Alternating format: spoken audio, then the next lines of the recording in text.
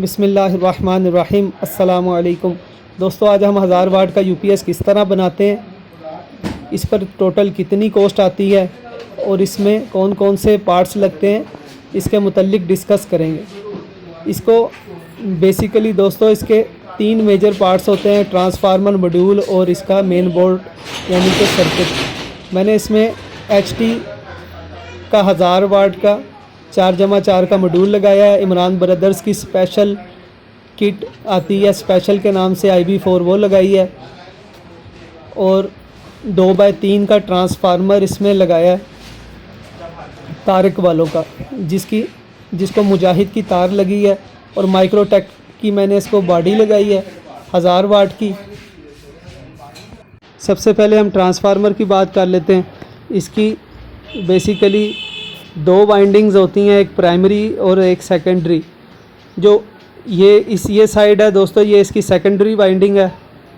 ये इसकी 2 तारें होती हैं साइडों पर 12-12 वोल्ट की, ये मॉड्यूल की एक प्लेट पर लग जाती है, और दूसरी वायर जो होती है इसकी 12 वोल्ट की,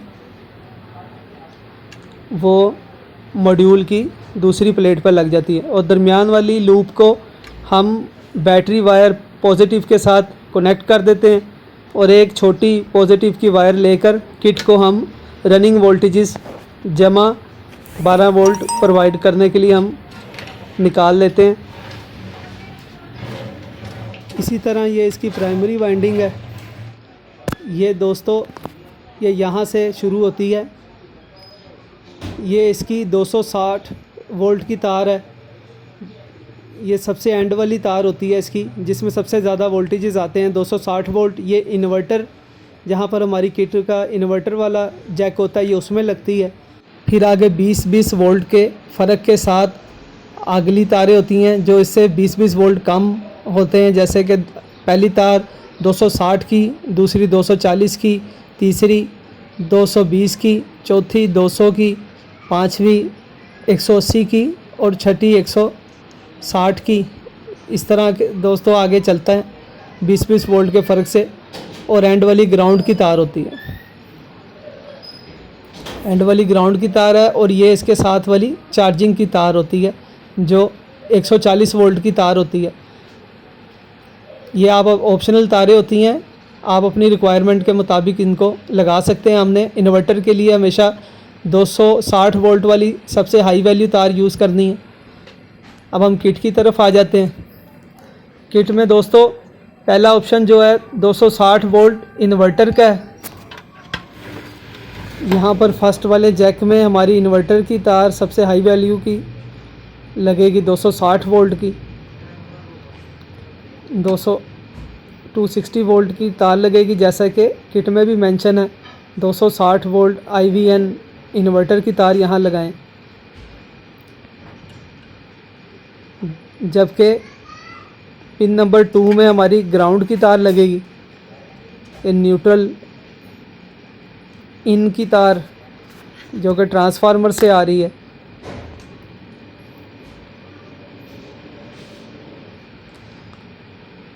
और जो CH 140 है, ये चार्जिंग की तार है, जो कि पिन नंबर 6 में आएगी।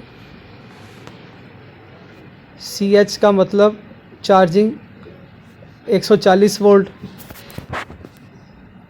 ये हमारी पिन नंबर 6 में आएगी।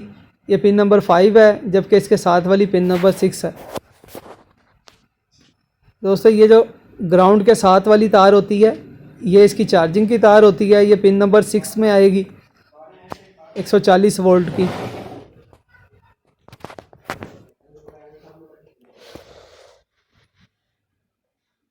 अब मैं आपको इसके मुतालिक थोड़ा सा ब्रीफ कर देता हूँ कि पिन नंबर 1 ये हमारी 260 वोल्ट इन्वर्टर की तार का जैक होता है, और पिन नंबर 2 ये न्यूट्रल की तार का जैक होता है। ये मैंने दोस्तों न्यूट्रल जो होती है हमारी कॉमन होती है, ये आप चाहे ट्रांसफार्मर से लें, चाहे मैंने इसको यहाँ से लिया हुआ है कि ट्रांसफार्मर की, और ये इसकी सॉकेट की न्यूट्रल कॉमन है। ये लेफ़्ट साइड पर आती है सॉकेट के। ये पीछे से इसके साथ जुड़ी होती है हमारी मेन की वायर के साथ। ये ब्लू वाली वायर इसकी लेफ़्ट साइड पर ये दोनों तारें जुड़ी हुई हैं। ये सीधा हमारी किट में आती है, किट की न्यूट्रल में आती है। दोस्तों आप इसको पिन नंबर 2 और 5th जो इसकी पिनें होती हैं दोनों न्यूट्रल की होती हैं और न्यूट्रल नीचे से शॉर्ट होती हैं। तो आप ट्रांसफार्मर की न्यूट्रल को चाहे पिन नंबर 2 में लगाएं, चाहे सॉकेट की न्यूट्रल को पिन नंबर 2 में लगाएं, एक ही बात। तो हमने या इकट्ठा कर दें, इसका कोई मसला नहीं होता।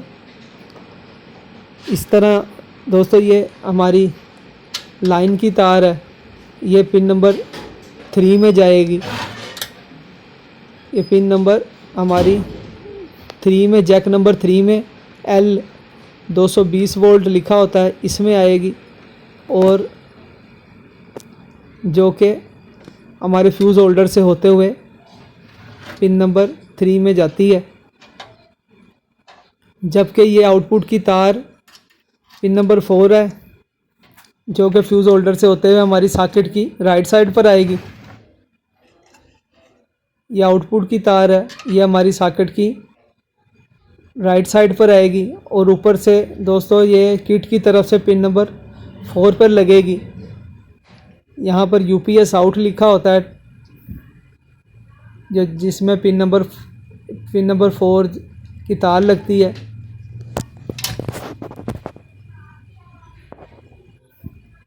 ये आप देख सकते हैं UPS आउट पिन नंबर 4 है और ये न्यूट्रल की पिन नंबर 2 है। ये 4 आउटपुट की तार है। ये हमारे सीधा दोस्तों यहाँ से फ्यूज़ होल्डर में जाती है ऊपर यहाँ पर, और यहाँ से फिर आगे नीचे वाली साइड पर यह हमारी सॉकेट की राइट साइड पर चली जाती है। यहाँ से इसको फेस और इस तरफ से न्यूट्रल मिलता है। तो हमारा 220 का लोड यहाँ पर चलता है। ये दोस्तों लाइन की तार आ रही है आगे से, जो कि पीछे से हमारी इनपुट की तार की लाइन के साथ कनेक्ट होती है और न्यूट्रल लेफ़्ट साइड पर कॉमन होती है। और ये लाइन ये फ्यूज़ होल्डर के साथ होती हुई फ्यूज़ होल्डर के अंदर से होती हुई दोस्तों हमारी किट की L पिन नंबर 3 पर जाती है। और ये आउटपुट की वायर है, ये पिन नंबर 4 पर जाएगी। आगे से ये हमारी राइट साइड पर सॉकेट के साथ जुड़ती है।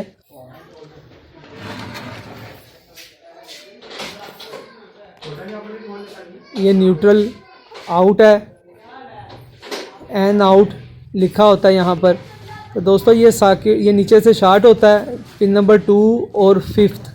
तो आप ये देखें, ये मैंने इसको ये ट्रांसफार्मर की न्यूट्रल और लेफ़्ट साइड से सॉकेट की न्यूट्रल आपस में शॉर्ट होती है, कॉमन होती हैं। तो इसका कोई मसला नहीं है। आप चाहे इसको पिन नंबर 2 में लगाएं, चाहे इसको लगाएं। ये पिन नंबर 2 और 5 दोनों ही न्यूट्रल की होती हैं, जो कि कॉमन होती हैं। आगे पिन नंबर 6 है, जो कि चार्जिंग की वायर है, 140 वोल्ट न्यूट्रल के साथ वाली जो वायर सबसे कम वोल्टेजेस की होती है, ये वाली ग्राउंड के साथ वाली, ये चार्जिंग की वायर होती है। लेकिन दोस्तों सिर्फ आपने ट्रिकल चार्जर किट में ये इस्तेमाल करनी है। बाकी जो सादी किट होगी आपने उसको वहाँ पर 220 वोल्ट की तार लगानी है। आगे दोस्तों ये जो जैक होता है, ये इसका इनपुट का जैक होता है। किट को रन करवाने के लिए यहाँ से रनिंग वोल्टेजेस मिलते हैं, किट को यहाँ से माइनस मिलते हैं, जो कि मॉड्यूल से ये इस तार के साथ नीचे से लिंक होते हैं। यहाँ से ये डायरेक्ट नीचे से 12 वोल्ट माइनस के यहाँ पर आते हैं इस तार के ज़रिए, और जमा के इसको ट्रांसफार्मर से हम देते हैं। ट्रांसफार्मर की बड़ी तार के साथ यहाँ पर हम इसको जोड़ देते हैं। यहाँ से माइनस, यहाँ से पॉजिटिव और यहाँ से माइनस वोल्टेजेस इसको मिलते हैं, जो कि हमारी किट को रन करवाते हैं।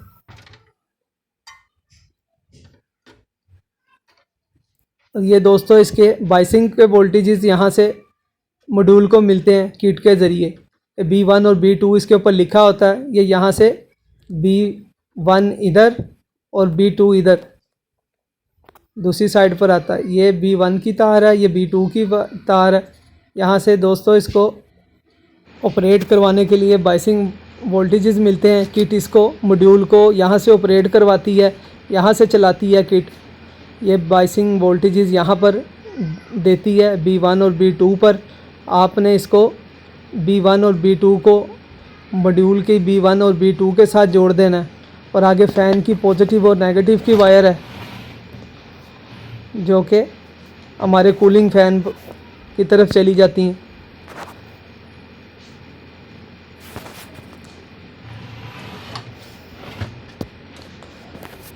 आगे दोस्तों इसका ये जो छोटा जैक है, ये स्विच का जैक होता है। इसके नीचे SW लिखा होता है। ये आपने अपने स्विच के साथ इसकी तारें जोड़ देनी है ऊपर और नीचे वाली साइड पे।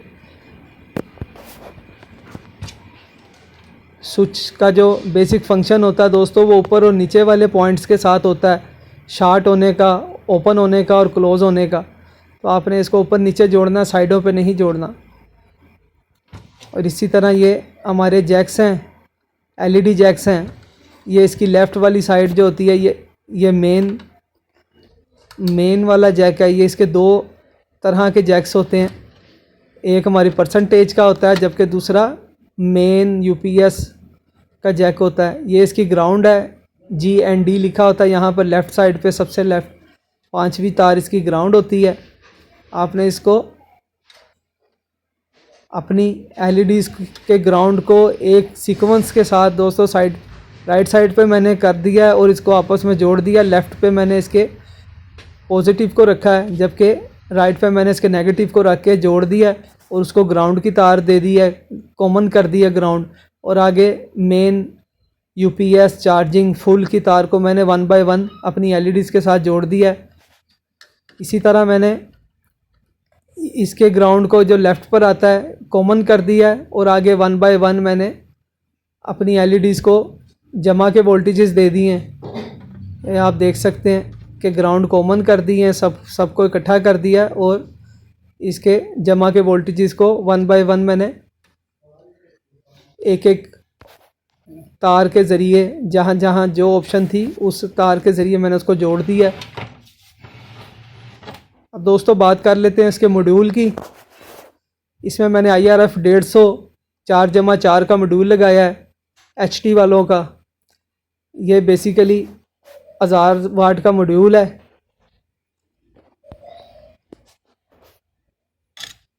यहाँ पर दोस्तों इसकी माइनस की हमारी बैटरी की तार लगती है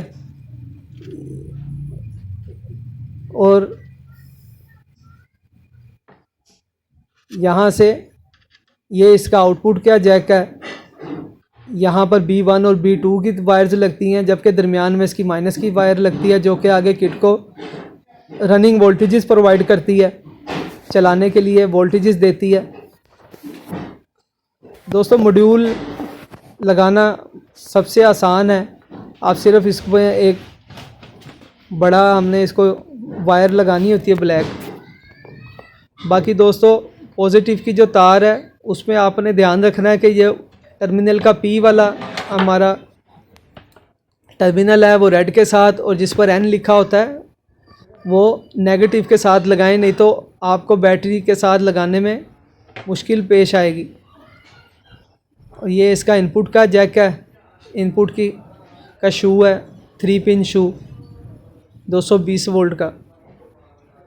यहाँ पर राइट साइड पर इसका फेस आएगा और लेफ़्ट साइड पर इसका न्यूट्रल हम ब्लू वाली तार लेफ़्ट पर और रेड वाली राइट पर हम इसकी कसेंगे। अब दोस्तों मैं इसको चला के चेक करता हूँ। मैंने इसको चला दिया है। अब हम इसकी थोड़ी सी सेटिंग कर लेते हैं।